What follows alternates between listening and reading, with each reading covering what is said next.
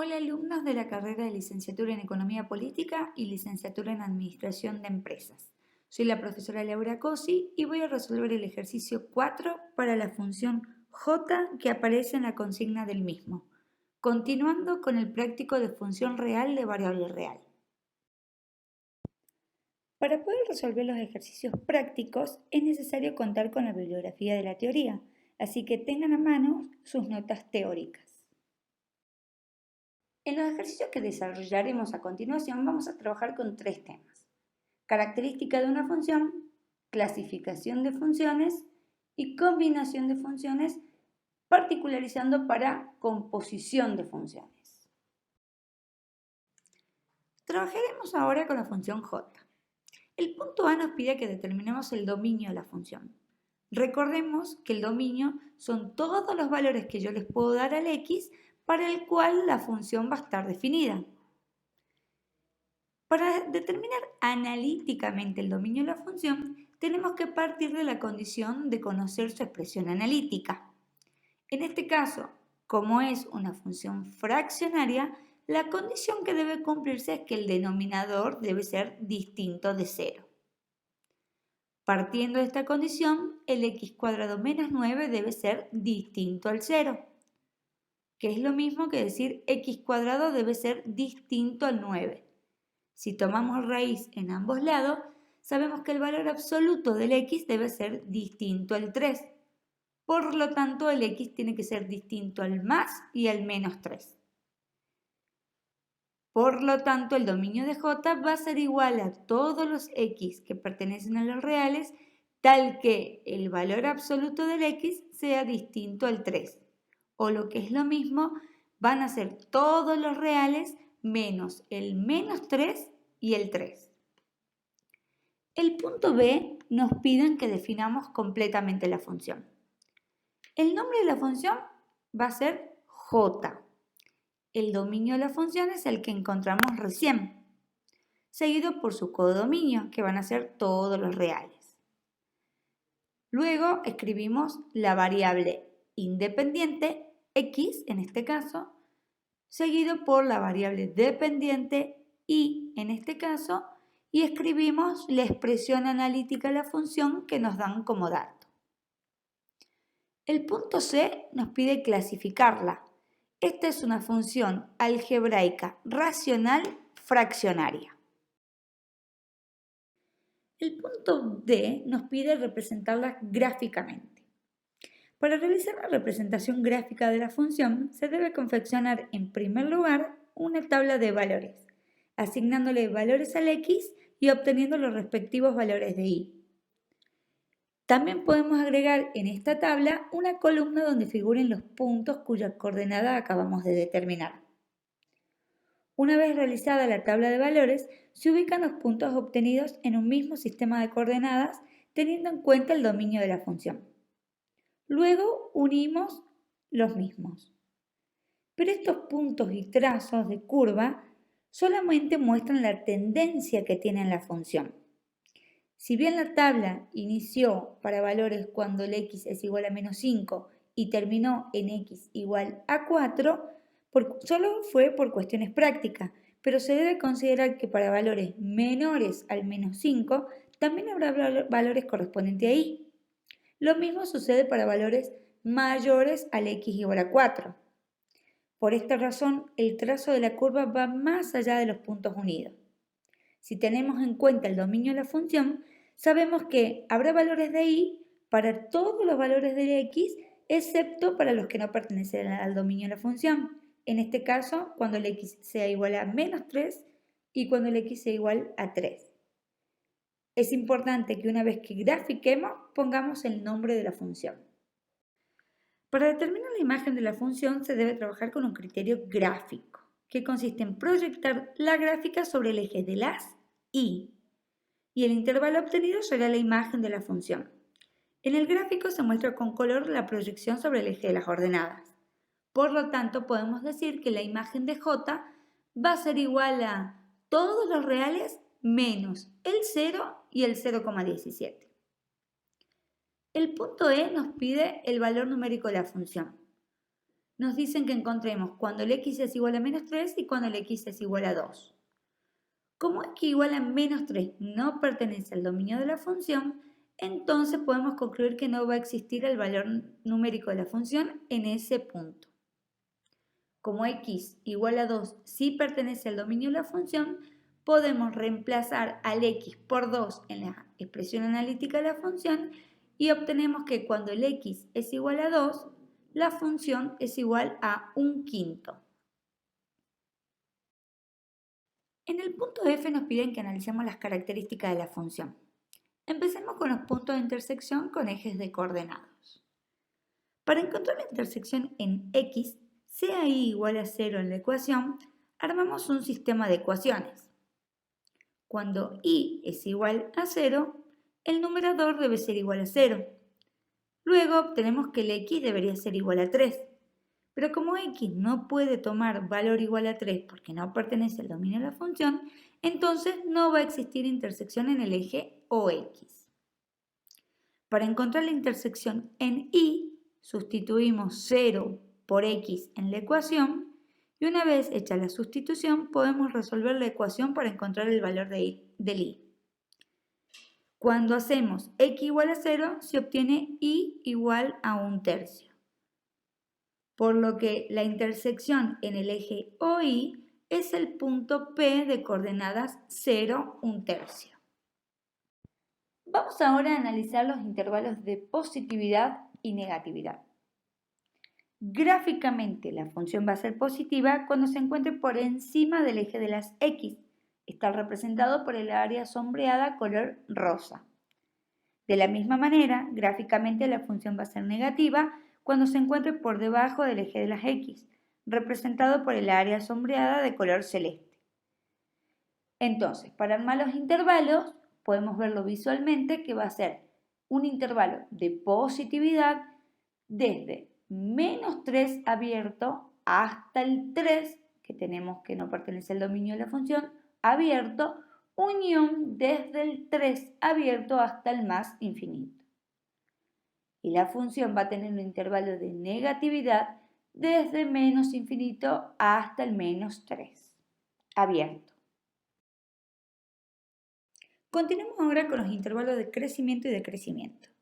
Gráficamente, la función va a ser decreciente cuando el camino que realiza la gráfica es descendente, aquí representado por una flecha roja. Podemos observar que esto sucede en todo su trayecto. Si expresamos en forma de intervalo, podemos concluir que no existe un intervalo donde la gráfica de la función sea creciente. En cambio, la gráfica de la función tiene intervalo de decrecimiento en todo su trayecto.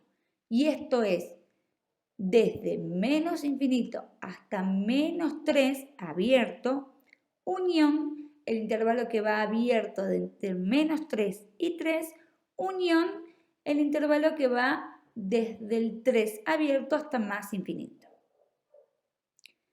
Analicemos ahora los extremos relativos.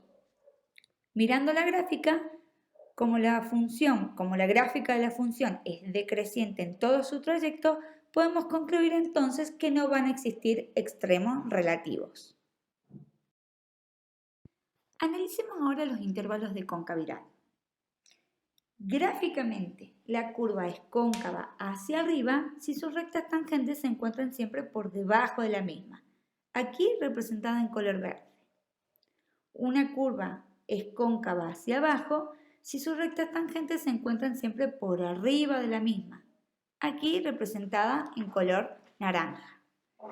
Si expresamos esto en forma de intervalo, podemos ver que la gráfica cartesiana de la función es cóncava hacia abajo en el intervalo que va entre menos infinito y menos 3 abierto.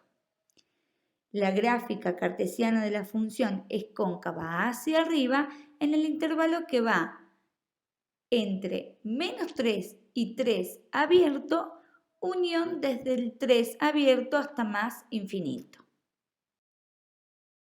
Analicemos ahora los puntos de inflexión. Un punto de inflexión es aquel donde la curva cambia de su concavidad. Si bien la curva cambia su concavidad en x igual a menos 3, el x igual a menos 3 no pertenece al dominio de la función. Por lo tanto, no podemos decir que ese punto va a ser un punto de inflexión. Por lo que vamos a concluir que no existen puntos de inflexión. El punto G nos pide composición de funciones. Normalmente una función depende de una sola variable, como por ejemplo x. Una función compuesta es una función que en vez de depender de x, ahora depende de otra función. Hay una condición de existencia referida a las funciones que se componen que determina si existe o no una función compuesta, que la vamos a ir estudiando a medida que vamos resolviendo. Es necesario primero dejar representado el dominio y la imagen de cada una de las funciones con las que vamos a trabajar. Para la función j ya la habíamos obtenido. Para la función m, el dominio van a ser todos los reales y su imagen también van a ser todos los reales. Ahora vamos a componer la función m compuesta de m, que nos va a dar como resultado una nueva función. Para ver si existe, vamos a interceptar la imagen de m con el dominio de m. Esto nos da como resultado todos los reales. Como es distinto al conjunto vacío, vamos a concluir entonces que existe m compuesto de m. Para encontrar el dominio de esta nueva función, van a ser todos los x que pertenecen al dominio de m, tal que m de x pertenezca al dominio de m. Reemplazamos por su igual y tenemos, por un lado, el x debe pertenecer a los reales, entonces si lo expresamos en forma de conjunto sabemos que van a ser todos los reales. Y por otro lado, el 3x más 2 tiene que pertenecer a los reales. Como es una función lineal, esto se cumple para todos los reales. Es decir, que también si lo expresamos en forma de conjunto van a ser todos los reales. Ahora sí podemos realizar la intersección. La intersección de reales con reales nos da como resultado los reales. Y ese va a ser el dominio de nuestra función m compuesta de m. Para encontrar la expresión analítica de m compuesta de m, vamos a sustituir a m de x donde iría el x.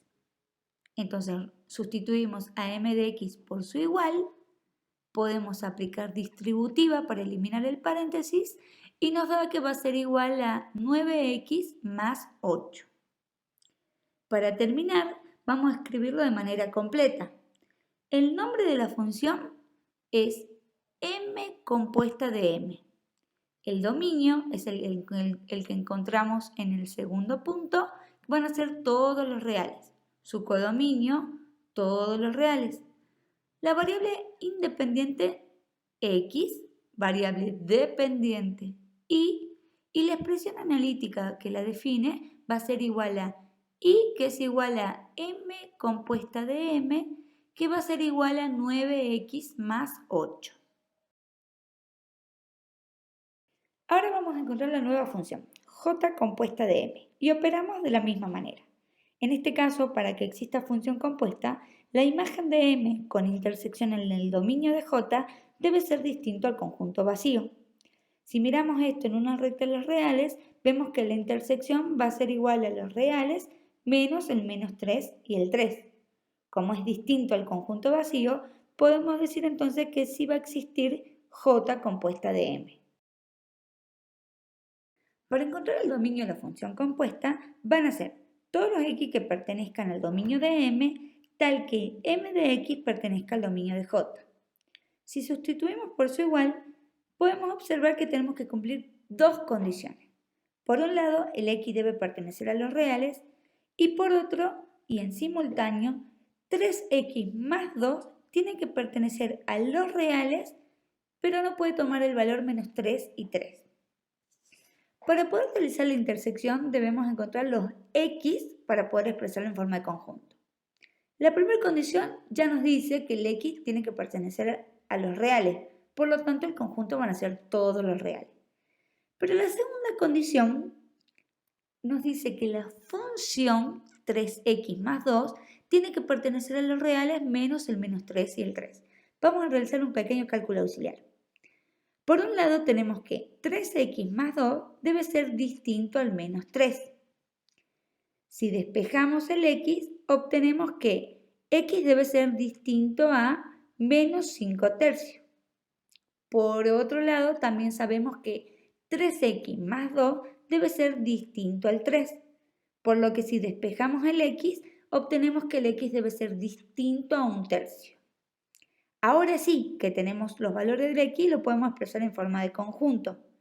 Para que la función 3x más 2 pertenezca a los reales menos 3 y 3, el x puede tomar cualquier valor menos el menos 5 tercios y el 1 tercio.